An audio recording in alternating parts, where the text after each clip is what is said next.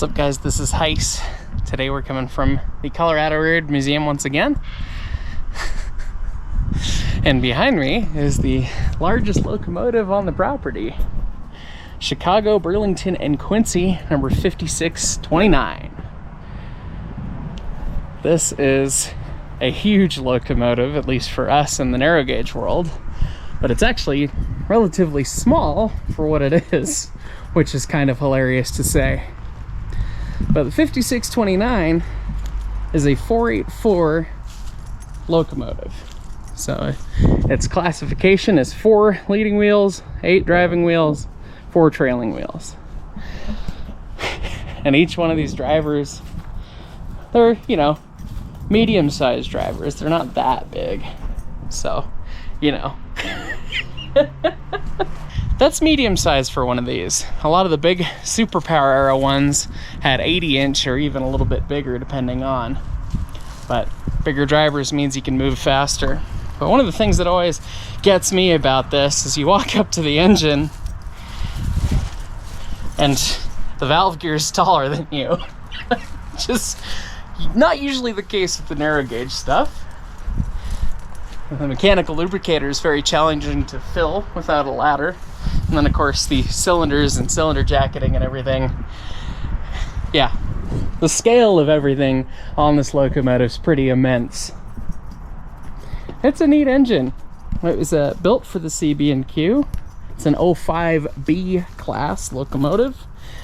Originally it was an 05A, which meant that it burned coal. But as you can see, we have an oil cistern up there. So that's why it's an 05B. It burns oil instead.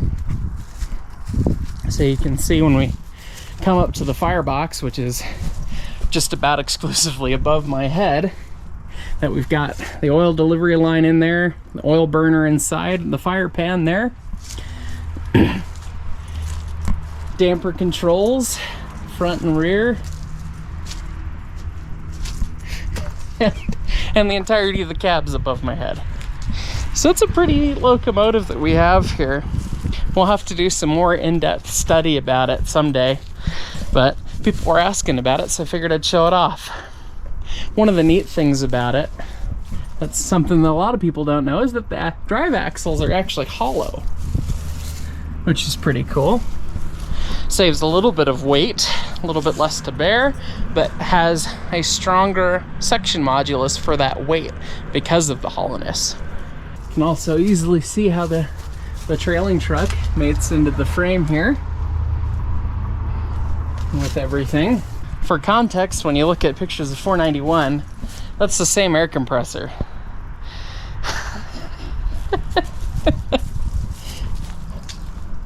I'm gonna have to do more research about the engine. I'm not the most knowledgeable or most familiar about these locomotives. I just know more or less how they work and like to talk about those pieces. So if you'd like to hear more of the history and learn about that sort of thing, you can check out the Colorado Railroad Museum's YouTube channel, where they have a big train tour talking about the background of this locomotive and many of the other locomotives at the museum. But some things that are interesting to note, we have power reverse. So this cylinder here, when the engineer moves the Johnson bar in the cab, it actually actuates this air cylinder back and forth rather than anything else. And then that's what sets our valve gear in forward or reverse. And this is specifically Baker valve gear. Baker valve gear being pretty much the nicest kind of valve gear out there. It's really similar to wall shirts that you've seen on a lot of the engines we've featured and talked about. But rather than having the sliding die block link, everything's pinned. So you have pins, and circles wear out much more uniformly than squares do. And when you need to replace them, you just put new pins in and you're happy. Whereas wall shirts, you wear out the die block in a strange pattern. But it's a really cool locomotive. And it's rather large. So perhaps one of the funniest things about the 5629 is actually how it got to the museum itself. You can see it off in the distance over there. And there's no standard gauge railroad nearby. Except for over here. Just on the other side of that berm is the BNSF Railways line into the Coors Brewery. Coors starts about over there and it runs about 6 miles all the way down into downtown Golden. It's actually the largest single site brewery in the world, if memory serves. Anyway, enough about beer. But that used to be an old CNS CB&Q line. And they used to have a spur that came off of it down this berm here. And for a long time, I guess it was an MOW location where they'd park track work and track equipment. And for a long time, that's where the rotary snowplow that lives at the museum sat as well. But they had a siding after the grade crossing on 44th that came up past this way, and things have been regraded and redrained and everything by this point. This is talking about 50 years ago now. But the railroad came along here and pretty much stopped somewhere in this vicinity here. And so what the Burlington did, or the Q did, as we used to call them back in the day, what the Q did was a little bit hilarious. They took the 5629 and they stuck it on the back of a freight train. And then they proceeded to build a spur track off the end of their siding here. They built it straight across 44th without asking or telling anyone that they were gonna do it. Ran the locomotive on the back of a freight train across 44th, and you can see how busy 44th is these days. Stuffed it where it sits, pulled the pin, let it sit there, rolled the train away, picked up the tracks again, and by the time law enforcement could come with any sort of power of the court to tell them that they couldn't do that, the locomotive was there and the tracks were not.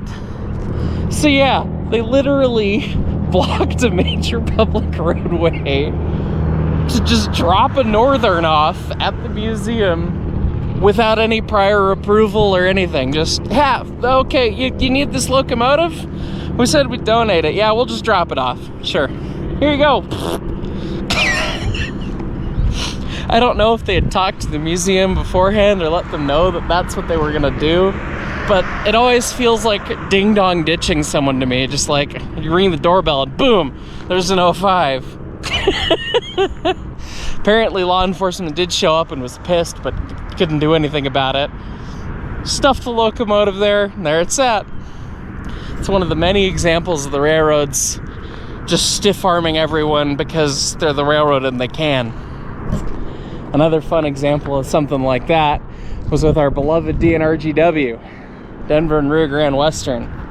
When they were building the K-37s, actually, 491 included, they had the frames, engines, wheel sets, everything built by General Iron and the Stearns Rogers Company in Englewood, Colorado.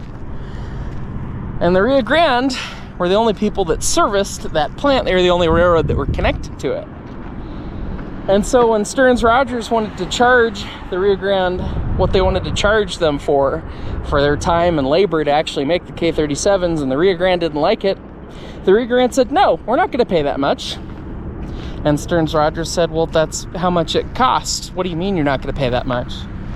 And the Grande said, we'll just pull up the tracks. We don't have to service you. You make a bunch of big castings that can only move by rail, so you could just lose your business. We're the railroad. We're going to do whatever the hell we want. Gee, that doesn't seem too relevant right now, does it? It's always kind of been the attitude. You can't F with us. We're the railroad. What are we going to do? Stop supplying the country? So yeah, that's how they ding-dong ditched a northern on our doorstep. Just boom, there you go. Have an 05. So one goofy thing about the 5629 that we never really understood was that the front truck got converted to have roller bearings on the tender, but the rear is still friction bearings. So you pop open the lid, you can see waste, the end of the axle, friction bearing and everything. But the front truck got Timken roller bearings, which, why would you just do one truck? It's weird. But 5629 is a huge engine.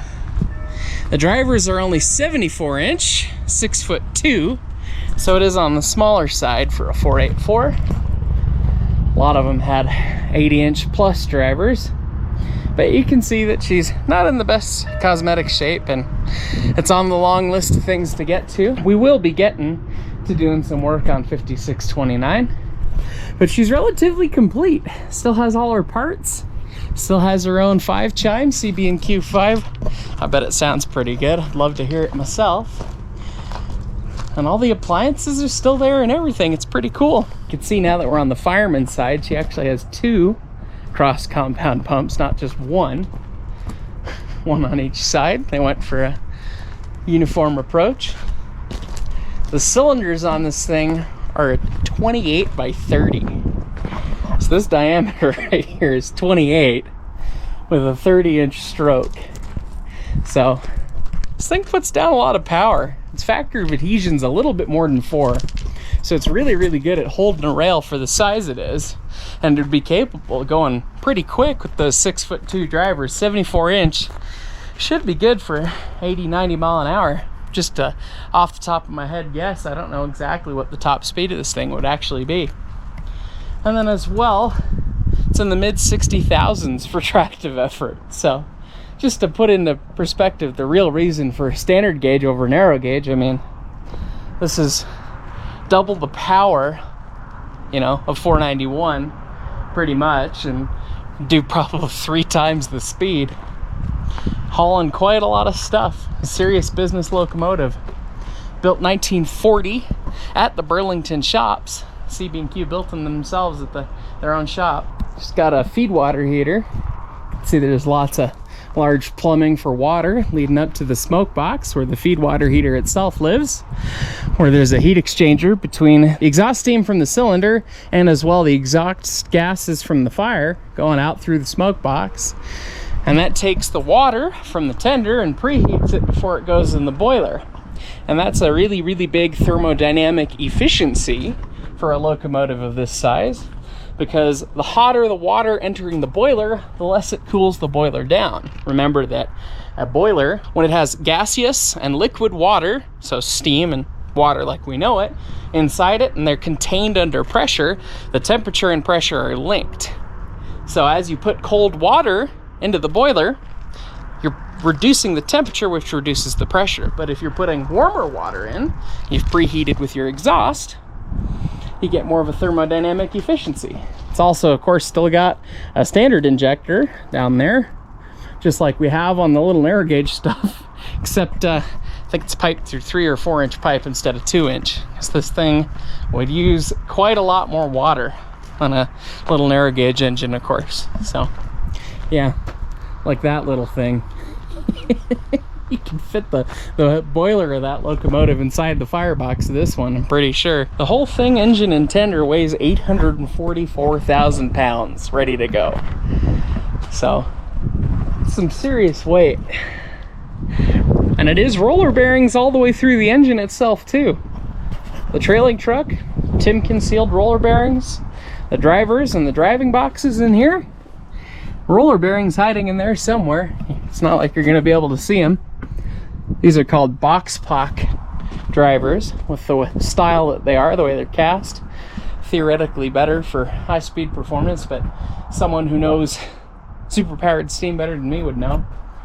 I'm more of a narrow gauge guy. I don't know the superpower stuff all that well. This is the one engine that I've really gotten to look around at. I'd love to learn more, but I'm happy to share the little that I do know. And then, you know, the brake cylinders tucked up in the most convenient place to service, naturally. It's actually where they are on 491 as well. And then your lead truck as well, also roller bearings all the way around. So this thing really should have been a queen of speed there. And check out how big that bearing plate is for the lead truck. It's a neat locomotive. It's unfortunate that one of them doesn't run. I know there's 5629 still around. 5633, I think, still exists in Wyoming somewhere. There might be 1 or 2 others. There used to be one that did run an excursion service, the 5632. and it came to an untimely end, which was kind of unfortunate. And we'll go to the studio for me to tell a little bit more about that thing. So this is CB&Q 5632, sister to the 5629, and it actually ran an excursion service. And it looks like a brass model here, doesn't it? But it's actually the real locomotive, and it was really painted gold. They painted it gold for a couple different excursions back in the 1960s. But the story of the 5632 is unfortunately a sad one. In 1958, they put it back in service after it had been retired to run some excursion trains, and they continued to run it on excursions along with a number of other CB&Q engines, and it continued to do so until 1965. In 1965, they were going to do a rebuild on the locomotive. They got partway through it, but in 1966, the railroad got a new president, and he didn't care about steam locomotives. So they said, no more, it's done, don't work on it. In 1966, a man named Richard Jensen got the 5632. He also got another CB&Q locomotive, the 4963. Mr. Jensen rented out a portion of the CW&I, or Chicago and Western Indiana, 47th Street Roundhouse, located in Chicago, and he stored his locomotives there. And unfortunately, at some point during their stay and during his work on the locomotives, the lease got ended prematurely. He got given 48 hours to vacate, and his locomotives were taken away, and they got moved over to a different yard on the railroad. And shortly thereafter, after sitting at the yard for a bit, they got sent to a scrapper's yard, and the 5632 derailed on the way into the scrapper's yard, and the scrappers said, well, you know what? Rather than having to re-rail it and then deal with it, they should just cut it up in place.